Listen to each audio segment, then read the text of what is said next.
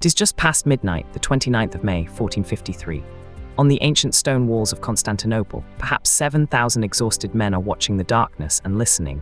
Beyond the moat in the firelight wait nearly 80,000 Ottoman soldiers. The defenders know what is coming.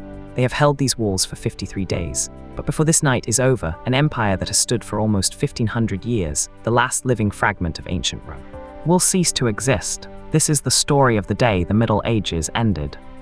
To understand what was about to be lost, you have to understand what Constantinople was. For over 1,000 years it had been the richest, most magnificent city in the Christian world. The capital of the Eastern Roman Empire, what we now call Byzantium. A city of golden domes and ancient libraries, of relics and emperors, the shield that had guarded Europe's eastern door for a millennium. But by 1453, the empire was a shadow of itself. The mighty city had shrunk to little more than its legendary walls, and the emperor who ruled it commanded almost nothing beyond them. Its ruler was Constantine XI, the last in an unbroken line of Roman emperors stretching back to Augustus. He was no tyrant clinging to a throne, he was a soldier and he had made a choice. When offered the chance to flee and save his life, he refused. He would stand with his city. Against him, an army more than 10 times the size of his own, the most powerful military force on earth. Every rational calculation said Constantinople would fall. Constantine chose to defend it anyway. Across the field stood the man determined to take it. Mehmed II, the young Ottoman sultan. He was only 21 years old, and the conquest of Constantinople had become the obsession of his life. Sultans before him had tried and failed for centuries. The city's defenses were legendary, but Mehmed had something they never had. He had gathered the largest army the Ottomans had ever fielded, a fleet to seal the seas, and a weapon the world had never seen before. Because for 1,000 years, Constantinople had been protected by the most formidable fortifications ever built, the Theodosian Walls. Not one wall but 3 lines of defense, a deep moat, an outer wall, and a towering inner wall studded with 96 great towers. For 10 centuries, these walls had thrown back every army that dared approach. Persians, Arabs, Slavs, Vikings. Constantinople had been besieged more than 20 times. The walls had never been broken by force. They were quite simply considered impregnable. And here, history turns on a single, almost unbelievable detail. Months before, a Hungarian cannon maker named Orban had come to Constantinople, offering the emperor a monstrous new cannon. But the dying empire was broke. It could not pay him. So Orban simply walked across the lines and offered the same weapon to Mehmed. The Sultan paid him a fortune.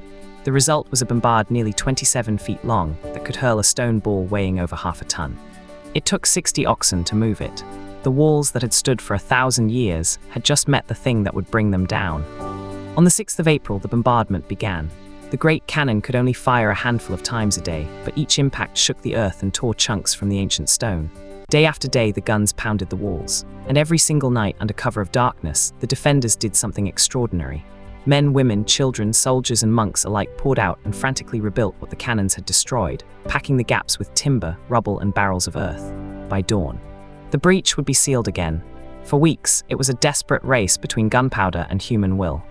But the land walls were only half the problem for Mehmed.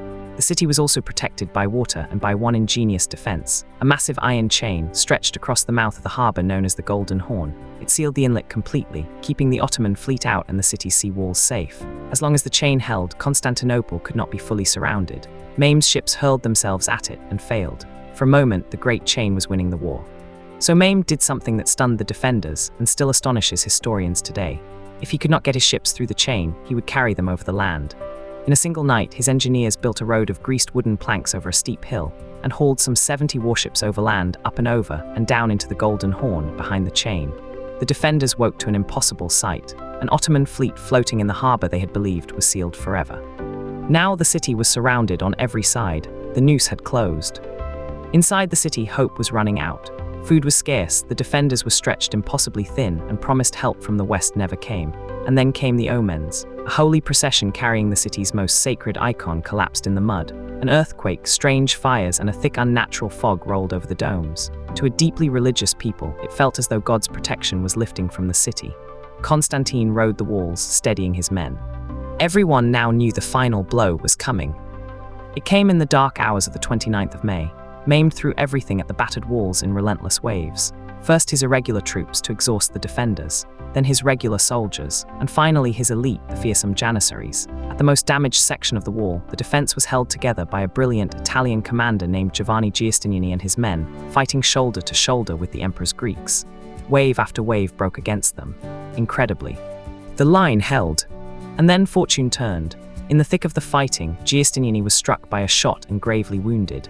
As his men carried their bleeding commander back through the lines to safety, the defenders saw him go and something broke. A rumor spread that the defense had collapsed. In the smoke and the screaming and the dark, confusion took hold.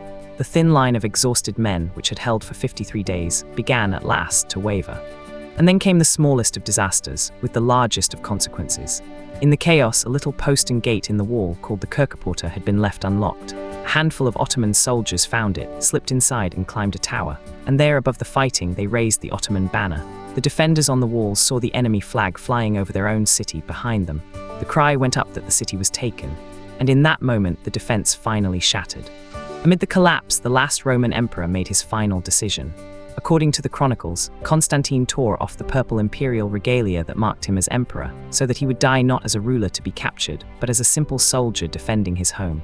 Drawing his sword, he charged into the breach where the fighting was thickest, and was swallowed by the chaos. His body was never identified. The last emperor of Rome vanished into legend, fighting at the walls of his city. By the morning of the 29th of May, 1453, it was over. The Ottoman army poured through the city.